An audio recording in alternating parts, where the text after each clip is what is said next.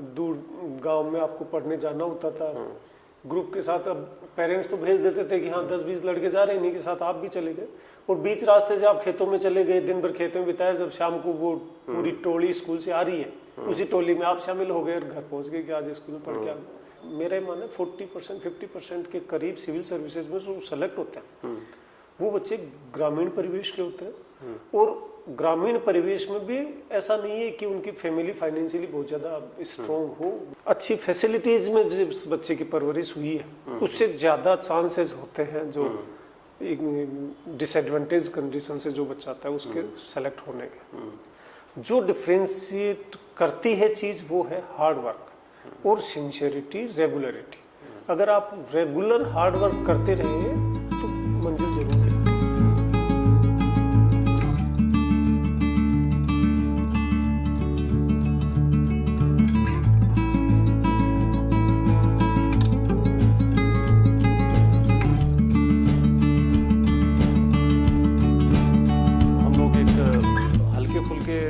बात करेंगे और जो पूरी बातचीत है, मुझे लगता है कि उसे इनफॉर्मल रखना ही ठीक होगा। हाँ बिल्कुल इनफॉर्मल, क्योंकि हम कोई स्ट्रेटजिक टॉक नहीं कर रहे हैं जी। एक इनफॉर्मल टॉक कर रहे हैं ताकि बहुत सारे जो स्टूडेंट हैं जो सिविल सर्विसेज की तैयारी करते हैं तो वो उन पहलुओं को भी जान सके जो किसी भी तैयारी करने वाले स्टूडेंट के जीवन में आती है या उसके बाद के उसमें आती है।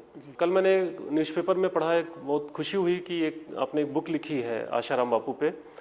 तो मैं तो आपसे ये जानना चाहता हूँ कि आईपीएस ऑफिसर होते हुए, पुलिस की नौकरी करते हुए कैसे इतना समय निकाल लेते हैं पढ़ने लिखने के लिए? जब आप तैयारी करते हैं तभी से आपकी आदत हो जाती है लिखने पढ़ने की। अच्छा। और जॉब के साथ भी जब कभी थोड़ा बहुत वक्त मिल जाता है, जो कि अक्सर हर सर्विस में मिलता है। सर्विस में ये बैलेंस भी जरूरी है, सर्विस के साथ साथ फैमिली बैलेंस या आपके पर्सनल इंटरेस्ट जो है उनको भी आपको थोड़ा वक्त देना चाहिए। तो यूँ ही रूटीन में ही इतना वक्त तो मिल जाता है। उसी वक्त के बीच जब कभी मौका मिला तो कुछ जो केस मेरे द्वारा कभी किए गए हैं कैरियर में उनके बारे में कुछ लिखने की सोची, तो ये बुक भी उसी सिलसिले में लिखी गई। बहुत सारे स्टूडेंट सोचते हैं कि यार एक बार सिलेक्शन हो जाए तो कम से कम किताबों से पीछा छूटे। हाँ ये बिल्कुल मैं भी यही सोचा करता था कि हाँ ये यूपीएससी का ही अटेम्प्ट दे रहे हैं, इसके बाद कभी दोबारा शायद इन किताबों की तरफ देखने की जरूरत नहीं पड़ेगी। लेकिन शायद उस वक्त तो कंपल्सन में पढ़ना पड़ता है और उसके बाद वो पढ़ना ही आपकी हॉबी भी हो जाती है और आपको पढ़ना लिखना अच्छा लगने लगता है। नहीं, ये बहुत अच्छा है। अगर आप अभी भी पढ़ने लिखने के लिए वक्त निकालते हैं तो ये बहुत अच्छी बात है। और कम से कम ये है कि इससे जो भी आपके एक्सपीरियंसेस हैं वो बहुत सारे लोगों तक पहुंचाने में उससे मदद मिलती है। कल हम लोग जो थोड़ी बातचीत कर रहे थे तो आपने जिक्र किया था कि अपने रूरल बैकग्राउंड के बारे में, जी जी, जहाँ से आपकी एजुकेशन शुरू हुई, जहाँ से आपकी पढ़ाई लिखाई शुरू हुई, तो कैसा था आपका जीवन शुरू का? मैं टिपिकल रूरल बैकग्राउंड जो होता है, एक छोटा सा गांव से भी छोटे जगह पे अगर अपन जाएं जिसको हैमलेट की श्रेणी में कहें या राजस्थान में हम उनको ढाणी कहते हैं। अच्छा। 10-20 ढाणी मतलब गाँव? ढाणी मतलब छोटा गाँव। छोटा गाँव। हमारी ग्राम पंचायत भी 4 किलोमीटर दूर है उस ढाणी से। अच्छा। तो प्राइमरी एजुकेशन वहीं हुई थी उस ग्राम पंचायत में। हमारे ढाणी में तो कोई स्कूल था नहीं, तो प्राइमरी एजुकेशन वहीं ग्राम पंचायत पे एक स्कूल था उसमें जाया करते थे। वो पैदल ही जाना होता था। आपको ऐसा कभी फील हुआ कि यार अपने पास उतने रिसोर्सेज नहीं हैं जितने आमतौर पे शहर के बच्चों के पास में होते हैं? ऐसा कभी आपको फील हुआ? एक्चुअली जब छोटे थे बचपन में, जब स्कूलिंग हुई, चाहे वो प्राइमरी एजुकेशन हो या फिर वो हायर स्कूल की एजुकेशन हो, तब तक तो करियर के बारे में बहुत कुछ सोचा नहीं। अच्छा, सोचा ही नहीं। तब तक तो ये था कि ये क्लास है, हाँ ये क्लास पास हो गए, अब अगली क्लास में आ गए, यही चलता रहा। स्कूल से निकलने के बाद जब कॉलेज में गए तब तक भी करियर के बारे में फाइनल ईयर तक आते आते बहुत ज़्यादा सिंसियरिटी करियर को लेकर नहीं थी। तब तक भी यही था कि हाँ ये क्लास अच्छे मार्क्स से क्लियर करें, अगली क्लास में जाए, बाकी जो रूटीन में स्कूल कॉलेज में जो बच्चे का जो जीवनचर्या होती है वही चलती रही। करियर के बारे में जाके थोड़ा सा सिंसियरिटी आई, फाइनल ईयर में जाते जाते सोचने लगे कि हाँ अब हमें करियर बनाना है।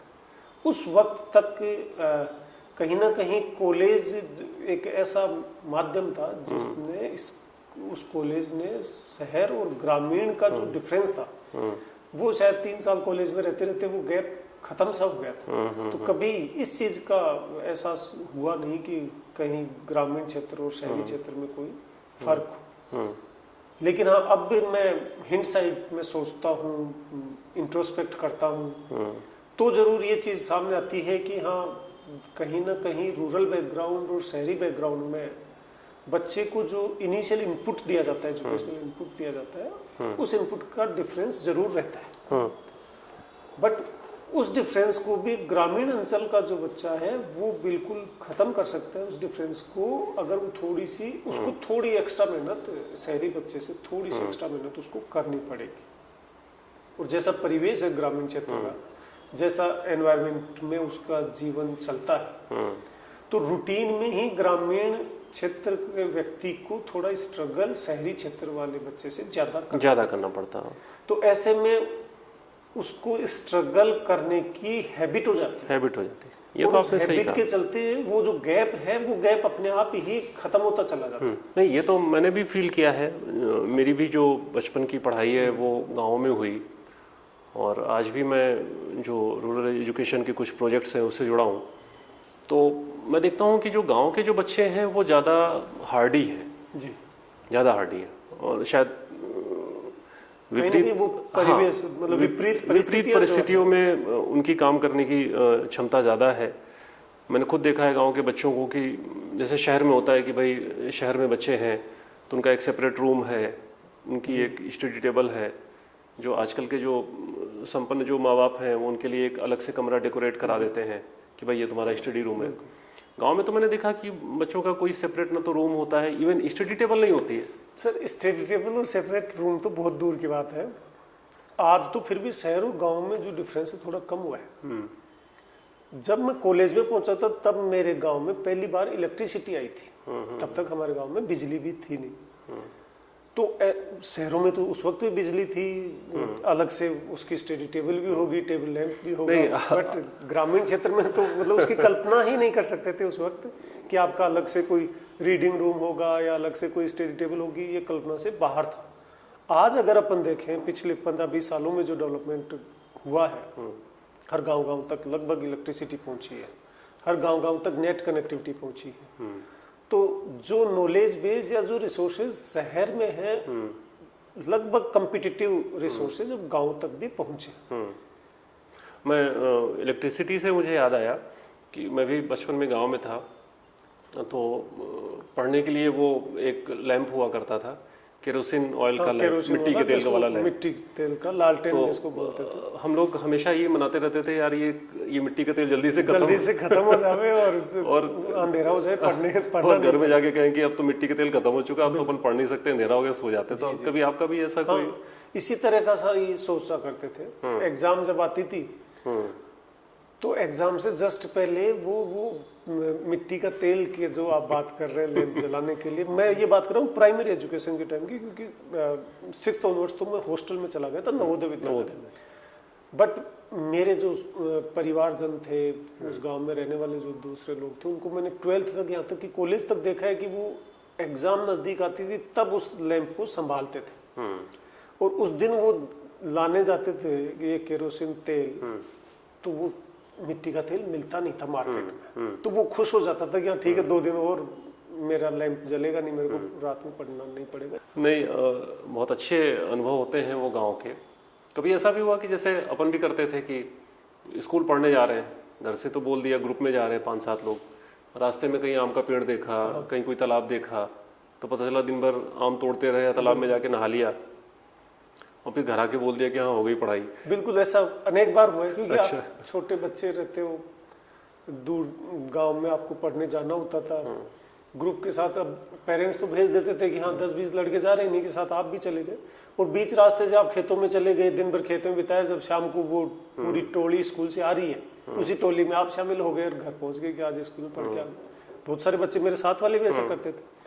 नहीं, मैं तो इसलिए भी इन बातों की चर्चा कर रहा था क्योंकि मैंने भी देखा है, जब मैं जो सिविल सर्विसेज की जो तैयारी करने वाले जो स्टूडेंट्स हैं, जब मैं उनसे बात करता हूँ तो बहुत सारे बच्चे ऐसा कहते हैं कि सर मैं तो गांव का हूँ, मेरे पिताजी किसान हैं, मेरे पास उतनी रिसोर्सेज नहीं है, तो मैं तो आईएएस के बारे में सोच भी नहीं सकता, आईपीएस बनने के बारे में सोच भी नहीं सकता। तो ये जो सोच है, ये सोच बड़ी गलत है। ये गलत है। अगर वो इस तरह का सोच के अपने आप को डिमोटिवेट करना है, या यूं जाए कि लड़ाई लड़ने जा रहे हैं, उससे पहले ही हार मान ले। कहीं भी क्योंकि जिस बैकग्राउंड से मैं आया हूँ, इसी तरह के बैकग्राउंड से बहुत सारे बच्चे, मेरे माने 40% 50% के करीब सिविल सर्विसेज में जो सेलेक्ट होते हैं, वो बच्चे ग्रामीण परिवेश के होते हैं। और ग्रामीण परिवेश में भी ऐसा नहीं है कि उनकी फैमिली फाइनेंशियली बहुत ज़्यादा स्ट्रॉन्ग हो, बड़ा नॉर्मल सा फैमिली, जिनका कुछ बच्चे तो हमारे साथ के मेरे बाद के सालों में भी सेलेक्ट हुए हैं, मैंने देखे, जिनका रूरल बैकग्राउंड होने के साथ साथ फाइनेंशियल स्थिति भी बड़ी कमज़ोर थी। लेकिन वो बच्चे भी वहीं आके compete करते हैं, सिटीज़ में आते हैं, जब सिविल सर्विसेज की वो तैयारी करते हैं, तो वो फाइनेंशियल इशू या रूरल बैकग्राउंड वो कभी आड़े नहीं आएगा। मेरा ये भी मानना है, बहुत सारे बच्चे मैंने ऐसे देखे जो सिविल सर्विसेज की प्रिपरेशन कर रहे हैं, तो वो इंटेलेक्चुअल लेवल पे एक लिमिट वो क्रॉस किए हुए होते हैं। ऐसे में कई बच्चों ने अपने आप को सेल्फ फाइनेंस भी किया है कि दिन में 1 घंटा किसी दूसरे बच्चों को उन्होंने ट्यूशन पढ़ा दिया, वहाँ से कुछ अर्निंग किया, उससे वो अपना जहाँ कहीं भी शहर में रह रहे हैं, चाहे वो रूम रेंट पे लेके रह रहे हैं, उसको चुकाया। मतलब उसके जो डेली के जो खर्चे हैं वो उससे भी निकालते हुए मैंने कई बच्चों को देखा। नहीं तो ये मेरे ख्याल से जो भी लोग हमारी बातचीत को देख रहे हैं, और ख़ासतौर पे ऐसे जो स्टूडेंट्स हैं, तो उन्हें भी ये समझना चाहिए कि जो सोशल या इकोनॉमिक जो बैकग्राउंड है, या जो आप कह सकते हैं जो फैमिली बैकग्राउंड है, तो वो मायने नहीं रखता। वो मायने नहीं रखता अगर उनके अंदर ये विल है जी। और मेरे माने विल होने के साथ ये जो इकोनॉमिक बैकवर्डनेस कहें या फाइनेंशियल रेस्ट्रिक्शन कहें, साथ ही साथ रूरल परिवेश की वजह से कोई सोचे कि ये हिंड्रेंस है, वो हिंड्रेंस नहीं, वो अपॉर्चुनिटी है, वो उसको एक एडेड एडवांटेज है। क्योंकि वीक फाइनेंशियल पोजीशन और रूरल बैकग्राउंड की वजह से उस बच्चे को स्ट्रगल करने की एक नेचुरल टेंडेंसी उस बच्चे में आ जाती है। और जो सिविल सर्विसेज है, वो सिविल सर्विसेज मेरा ही मानना है कि ये एवरेज मेंटल फैकल्टीज हो, दिमाग एवरेज हो, और मेहनत करने की कैपेसिटी एक्स्ट्रा ऑर्डिनरी हो, उसका सिलेक्शन पक्का होता है। मतलब मेहनत एक्स्ट्राऑर्डिनरी हो, और भले ही एवरेज दे, हाँ, लेकिन मेहनत करने की कैपेसिटी एक्स्ट्रा ऑर्डिनरी होनी चाहिए। नहीं ये सही है। और मैंने भी देखा है कि कंसिस्टेंसी हो, पेशेंस हो, मेहनत तो सबसे बड़ी चीज़ है ही है। तो अगर ये चीज़ें हैं तो चीज़ें बहुत आसानी के साथ निकल जाती हैं। और ये चूंकि जिस बैकग्राउंड से मतलब डिसएडवांटेज्ड कंडीशंस में जो बच्चा पला बड़ा है, उसमें स्ट्रगल करने की, मेहनत करने की कैपेसिटी नेचुरली ज़्यादा बन जाती है ओवर द ईयर। तो वो बजाय जो अच्छी फैसिलिटीज़ में जिस बच्चे की परवरिश हुई है, उससे ज़्यादा चांसेस होते हैं जो डिसएडवांटेज कंडीशन से जो बच्चा आता है उसके सेलेक्ट होने के। नवोदय आपने जिक्र किया, नवोदय मैंने भी सुना है नवोदय के बारे में काफ़ी कुछ, तो कैसा माहौल मिला आपको? नवोदय विद्यालय मेरा ये मानना है, आज़ादी के बाद से अगर एजुकेशन सेक्टर में कोई एक बड़ा डेवलपमेंट हुआ है ग्रामीण परिवेश के बच्चों को उभारने का, तो सबसे बड़ा जो है वो नवोदय के मार्फत हुआ है। और इससे रिजल्ट भी बहुत अच्छा है। बहुत सारे बच्चे इसमें यूपीएससी में निकले हैं, कई सिविल सर्वेंट निकले हैं 2003 ऑनवर्ड्स। हमारा पहला बच्चा 2003 में निकला। उसके बाद से लगातार हर साल काफ़ी संख्या में बच्चे निकल रहे हैं। और पिछले कुछ सालों से, करीब पिछले 15 साल से रुझान सिविल सर्विसेज की तरफ इन बच्चों का हुआ है, और बहुत अच्छे रिजल्ट्स बच्चों ने दिए। तो जैसे आमतौर पे एक ये धारणा होती है कि सरकारी स्कूल है तो पढ़ाई नहीं होती है, ऐसा नवोदय में नहीं रहा। ऐसा नहीं रहा। तो काश अगर भारत के अगर बाकी जो सरकारी स्कूल हैं, खासतौर पे ग्रामीण परिवेश में, अगर वो भी अगर और बेहतर हो जाए, तो मेरे ख्याल से बहुत सारे आईएएस आईपीएस ऑफिसर्स वहाँ से निकल सकते हैं। तो आप जिस ग्रामीण परिवेश से बाहर निकले और इस मुकाम तक पहुँचे, तो आपके मन में कभी ये ख्याल आया कि अपन कुछ करते हैं उनके लिए, उन बच्चों के लिए जहाँ से हम निकल के आए हैं? जब मेरा जॉब लग के मैं किसी मुकाम पे पहुंचा तो मैंने जब इंट्रोस्पेक्ट किया तो देखा कि यहाँ तक पहुंचाने में कहीं ना कहीं इसी सोसाइटी, इसी समाज का योगदान है कि without expenditure of a single penny, बिना 1 रुपए की कॉस्ट के मैं पढ़ लिख के अगर यहाँ तक पहुंच गया तो अब मेरी जिम्मेदारी है कि मैं समाज को वापस कुछ दूं। बड़ी बात है। तो इसके तहत फिर जो भी प्रयास हो सकता है, एक प्रयास तो ये किया कि मैं जिस स्कूल से पढ़ा वहाँ की हमने एक स्कूल एल्यूमिनी बनाई और उस एल्यूमिनी के मार्फत हम रेगुलर एल्यूमिनी की मीटिंग करते हैं, स्कूल में जाते हैं, उन बच्चों के लिए कैरियर काउंसलिंग के सेशन रखते हैं, बच्चों से 1-to-1 इंटरेक्ट करते हैं। और हमने स्कूल में तो ये कर रखा है कि जो बच्चे जिस फील्ड में कहीं ना कहीं एक सक्सेसफुल होने का किसी के पास जो कोई भी सर्टिफिकेट अपन देते हैं कि ये इस सेक्टर में सक्सेसफुल, ये इस सेक्टर में सक्सेसफुल, उनको एक एक बच्चे के साथ, स्कूल में पढ़ने वाले बच्चे के साथ 1-to-1 उनको जोड़ दिया गया। तो वो पूरी तरह से उनको गाइड करता रहता है। ग्रामीण स्कूल जो है, गांव की जो मेरी जो बचपन की स्कूल है, सेम वही पैटर्न मैंने मेरी गांव के स्कूल में बनाया। अच्छा। तो उन बच्चों को शुरू से ही हम गाइड करते रहते हैं। उसका रिजल्ट फिर मैंने देखा कि मेरे को इस सर्विस में 15 साल हो गए और इस 15 साल के बाद जब मैं पीछे मुड़ के देखता हूँ तो मेरे गांव के आसपास, गांव में और गांव के आसपास और मेरी स्कूल के बहुत सारे बच्चे सिविल सर्विसेज में निकले हैं, चाहे वो यूपीएससी हो या स्टेट की हमारी आरपीएससी हो। नहीं, बहुत अच्छा प्रयास रहा आपका। और मुझे लगता है कि अगर आप जैसे लोग, अगर सभी लोग अगर ऐसा सोचने लगे तो शायद बहुत सारी चीज़ें बदल सकती है। जो कई बार ऐसा होता है कि हम एक कॉमन एक परसेप्शन बना लेते हैं कि नहीं यार अब तो कुछ हो नहीं सकता, लेकिन कई बार होता है कि छोटे छोटे अगर प्रयास किए जाए तो उसके अच्छे नतीजे भी आते हैं, बहुत अच्छे, और बहुत सारे लोगों के लिए एक मोटिवेशन भी होता है कि चलो हम भी कुछ ऐसा करते हैं। तो आईएएस बनने का ख्याल कब आया? इंजीनियरिंग करके मैंने जॉब कर रहा था। अच्छा, जॉब किया आपने? एचसीएल इन्फो सिस्टम में जॉब किया। एचसीएल इन्फो सिस्टम में मैं एक बार आईआईटी दिल्ली गया, वहाँ हमारे कंपनी के कुछ कंप्यूटर्स का एक नेटवर्क हमने बनाया हुआ था, उनमें कहीं कोई मिस्टेक आ गई। तो वहाँ जब गया तो आईआईटी के बगल में ही एक छोटी कॉलोनी थी, वो कंप्यूटर को थोड़ा ठीक वीक करके जब उस कॉलोनी में चाय पीने के लिए पहुंचा तो वहाँ देखा कि बहुत सारे बच्चे यही यूपीएससी की तैयारी कर रहे हैं। वहाँ उन बच्चों से कुछ देर इंटरेक्ट किया तो पता लगा कि ये कोई जॉब छोड़ के बैठा है, यूपीएससी की तैयारी कर रहा है, कोई आईआईटी से था, कोई आईआईएम से था, कोई मल्टीनेशनल कंपनी छोड़ के ये तैयारी कर रहा था। उससे पहले तक के मुझे बहुत ज़्यादा इस तरफ जाने के बारे में विचार नहीं किया था। अच्छा। तो जब उनसे मिला और उस वक्त फिर मैंने देखा कि जो जॉब या जिस कंपनी में मैं जिस लेवल पे काम कर रहा हूँ उससे कहीं बेहतर अपॉर्चुनिटीज इधर है, तभी शायद मेरे से बेहतर जॉब करने वाले लोग वो जॉब छोड़ के इधर आए होंगे, तब तक इतनी समझ थी। तो उस दिन मैंने ये तय किया कि मैं ये जॉब छोड़ के मुझे यूपीएससी की तैयारी करनी चाहिए, लेकिन मैं इमीडिएट नहीं छोड़ पाया। इमीडिएट नहीं छोड़ पाने की वजह यही रही कि अगर उस वक्त दिल्ली जैसी जगह में विदाउट जॉब और विदाउट फैमिली के फाइनेंशियल सपोर्ट के वहाँ रह पाना भी अपने आप में सर्वाइव करना ही मुश्किल था। तो वो कुछ समय मैंने फिर एक जॉब के बाद दूसरी जॉब सीडोट में करी, फिर भारत इलेक्ट्रॉनिक्स लिमिटेड में करी, जहाँ मैंने ये इलेक्ट्रॉनिक वोटिंग मशीन की डिज़ाइन टीम पे भी काम किया।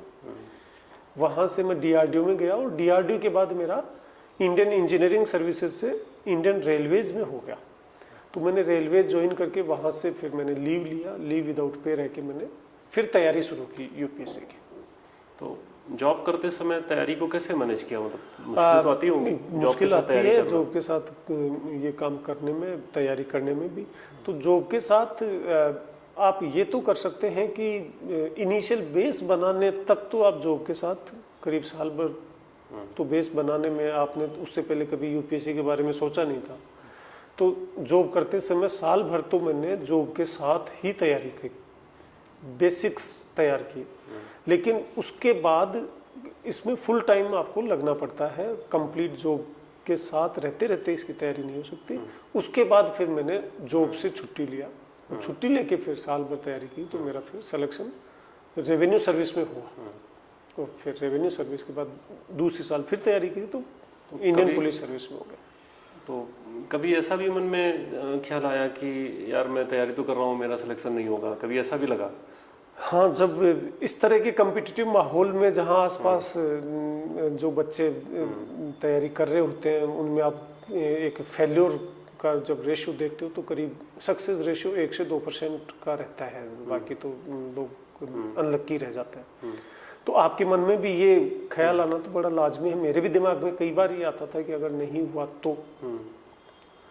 उस वक्त मैं अपने आप को मोटिवेट करता था उस बंदे से कंपेयर करके जिसका सिलेक्शन हो रखा है, क्योंकि आपको इसकी तैयारी जब आप करने लगते हो तो कम से कम एक ऐसा एनवायरनमेंट या ऐसा सर्किल में तो आपको रहना पड़ेगा जहां कुछ सक्सेसफुल कैंडिडेट को भी आप जानने लगते हो, कुछ फेल हो रहे हैं उनको भी जानने लगते हो। तो मैं हमेशा ये देखता था कि जो कैंडिडेट सक्सेसफुल हो गया, जिसका सिलेक्शन हो गया, मैं उससे कहाँ कम हूँ। और फिर जब कंपेयर करने लगता था तो मन में तसल्ली देता था कि नहीं मैं उससे तो बेहतर हूँ, और वहाँ से फिर वो किक मिलता था कि नहीं जब मेरे साथ वाले का सिलेक्शन हो सकता है तो सिलेक्शन मेरा भी होगा।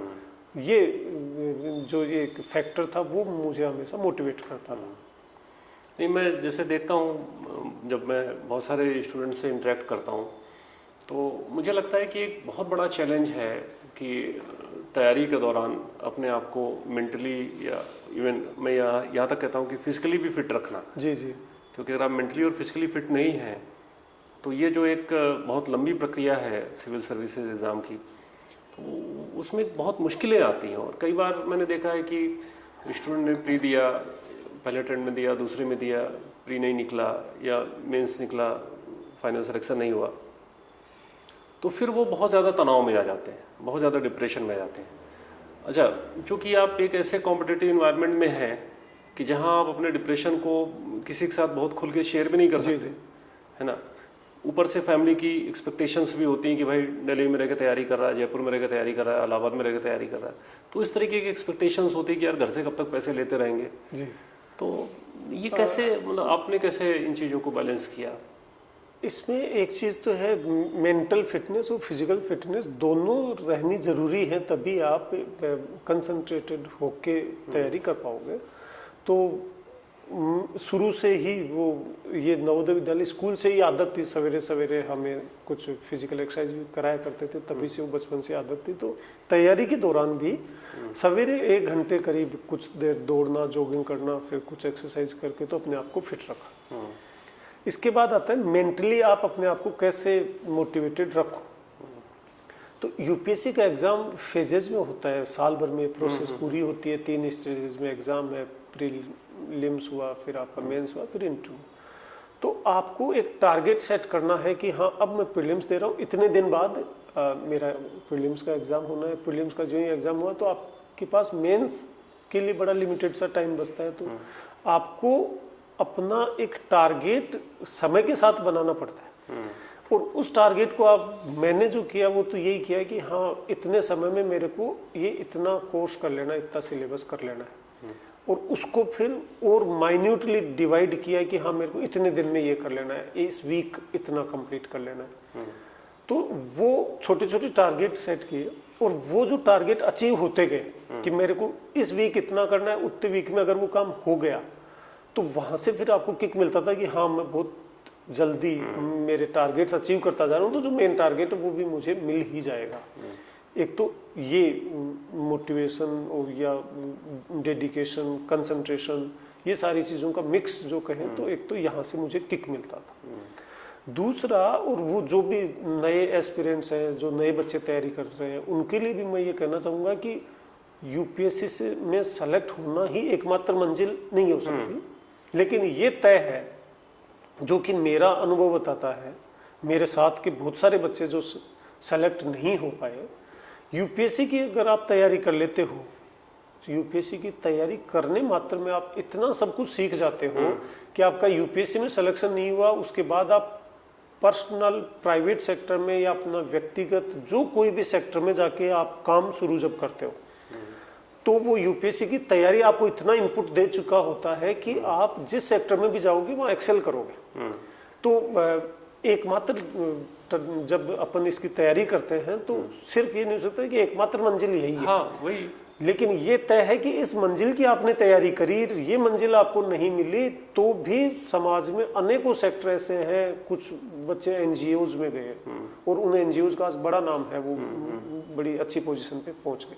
तो कहीं ना कहीं आपको एक अच्छा कैरियर जरूर मिलेगा अगर यूपीएससी में सेलेक्ट ना भी हुए तो मन में ये था कि हाँ ठीक है, मेरे से जितना बन पाया मैं ईमानदारी से पूरी कोशिश करूंगा अपनी तैयारी करने की, उसमें कोई कसर नहीं छोड़ूंगा, जितनी कैपेसिटी मुझ में है।